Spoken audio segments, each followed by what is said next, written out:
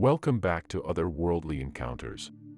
Today's story comes from Lois, who found herself on the threshold of the unknown, where she encountered three mysterious beings. But before we get started, I just wanted to take a moment to welcome all of our new viewers to our channel. If you're a returning viewer, thank you for your continued support. We appreciate you being here. Without further ado, let's get started with the story. My name is Lois, and I am a high school math teacher. In the year 2005, when I was 41 years old, I was attacked in my home by an intruder. He stabbed me in the throat, and I was clinically dead for 8 minutes. I was left with a permanent scar on my throat, but grateful to be alive. I will never forget the feeling of being stabbed.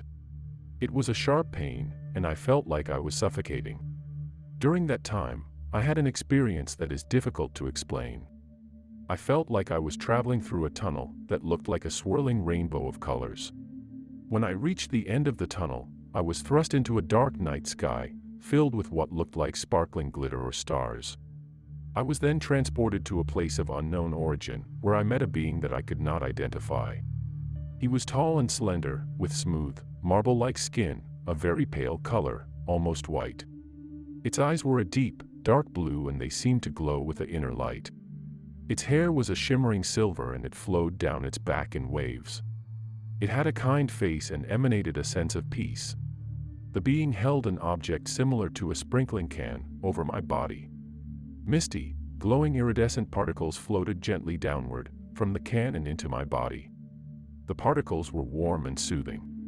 As they entered my body, I felt I was receiving answers regarding the meaning of life, laws of physics that were different from our own, mathematics, scientific mysteries, and information related to spiritual issues.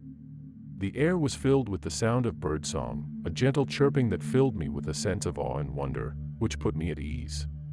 I could see the outlines of other worlds all around me, but they were all hazy and indistinct. I could sense the potential for all sorts of things in these worlds. I looked up at the being and asked, "Where am I?" The being smiled and said, "You are in a place between worlds.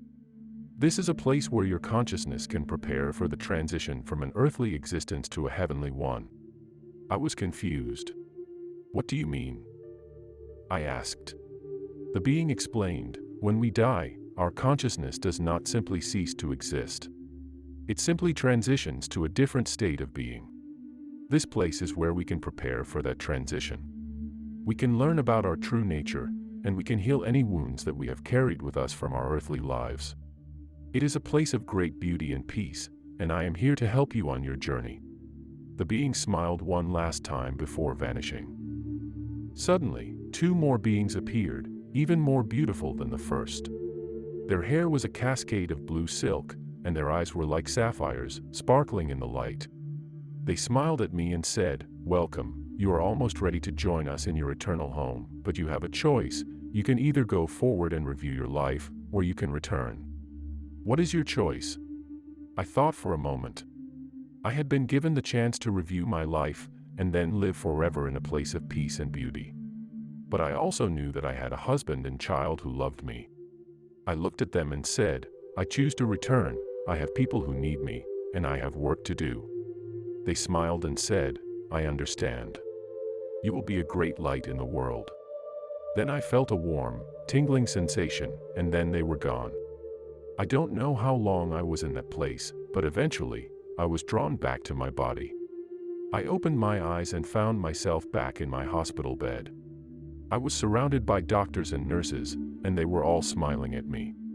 "Welcome back," one of the doctors said. "You're going to be okay." I smiled back. I knew that I was going to be okay. The knowledge that I received from the misty particles has faded, but I still have moments of clarity when I know something to be true, even though I can't explain how I know it.